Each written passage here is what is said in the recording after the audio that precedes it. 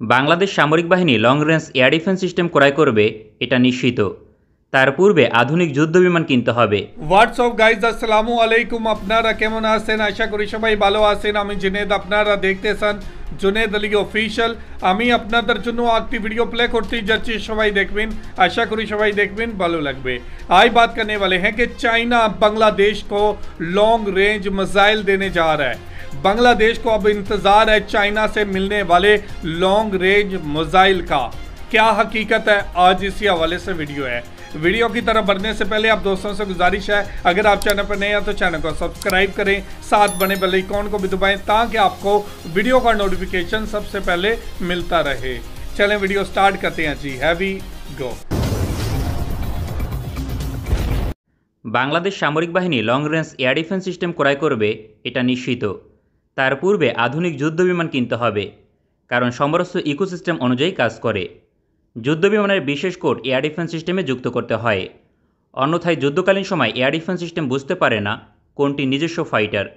সেক্ষেত্রে নিজেদের বিমানকেই ধ্বংস করতে পারে এয়ার ডিফেন্স সিস্টেম।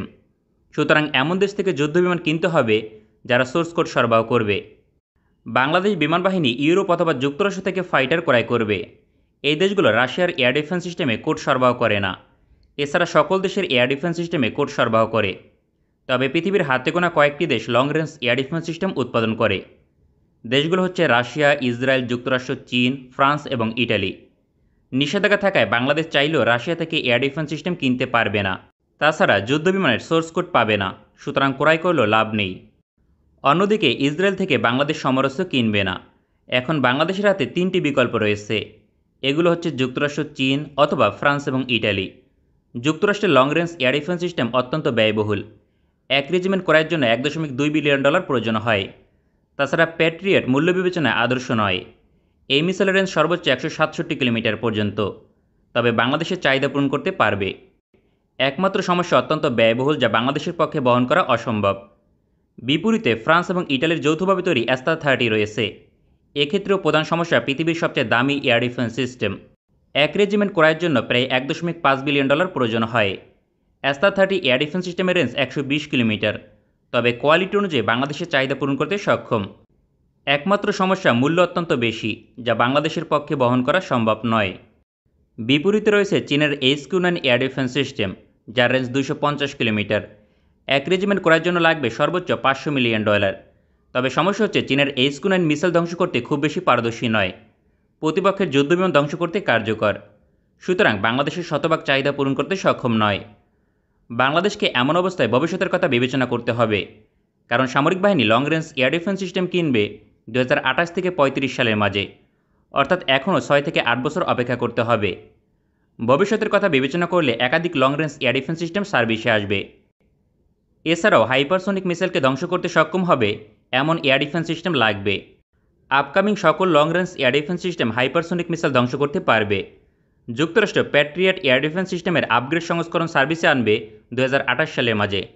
প্রতিপক্ষের হাইপারসোনিক মিসাইলকেও মোকাবেলা করতে পারবে। মূল্য হবে কমপক্ষে এক রেজিমেন্টের জন্য $1.5 বিলিয়ন। অন্যদিকে ফ্রান্স এবং ইটালি অ্যাস্ত্রা-45 এয়ার ডিফেন্স সিস্টেম সার্ভিসে আনবে 2025 সালের মাঝে, যার রেঞ্জ হবে 155 কিলোমিটার। হাইপারসোনিক মিসাইল ধ্বংস করতে কার্যকর হবে, তবে মূল্য হবে এক রেজিমেন্টের জন্য $1.6 বিলিয়ন কিংবা তার চেয়েও বেশি।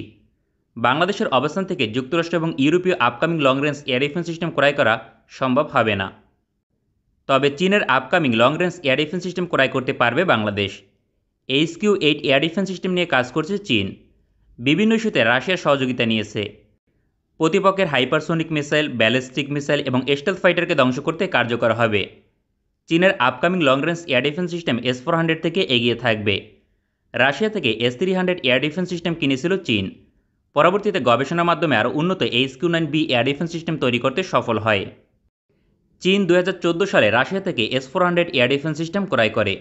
উদ্দেশ্য প্রযুক্তিগত সহযোগিতা নেওয়া, কারণ এটি পৃথিবীর সবচেয়ে আধুনিক এয়ার ডিফেন্স সিস্টেম।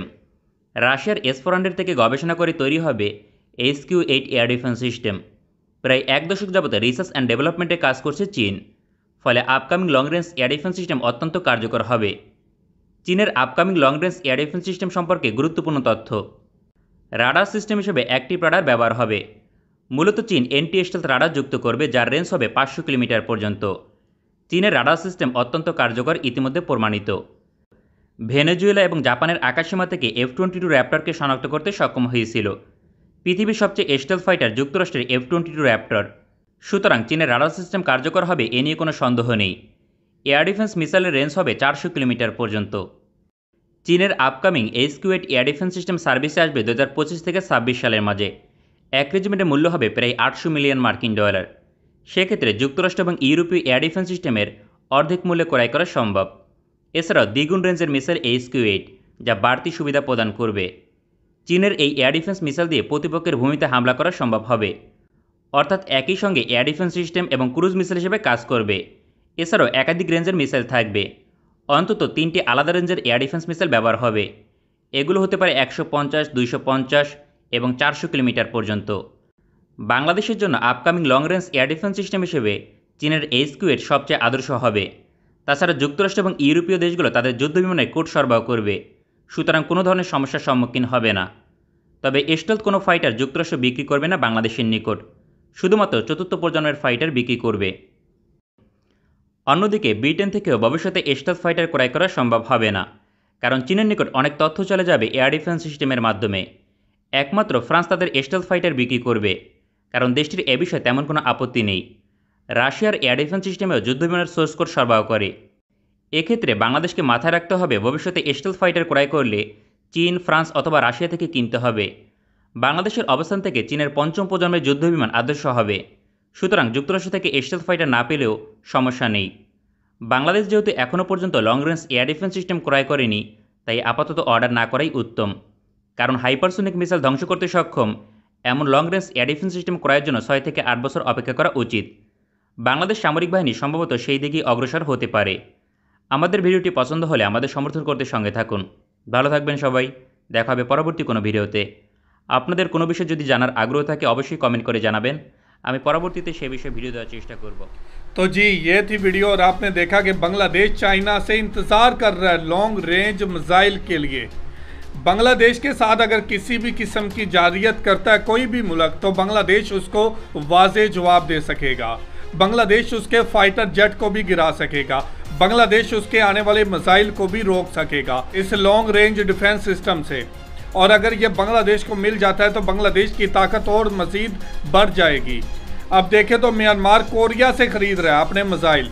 भारत भी काफ़ी ताकत रखता है क्योंकि एटमी मुल्क है, तो बांग्लादेश को ताकतवर होने के लिए चीन की ज़रूरत है।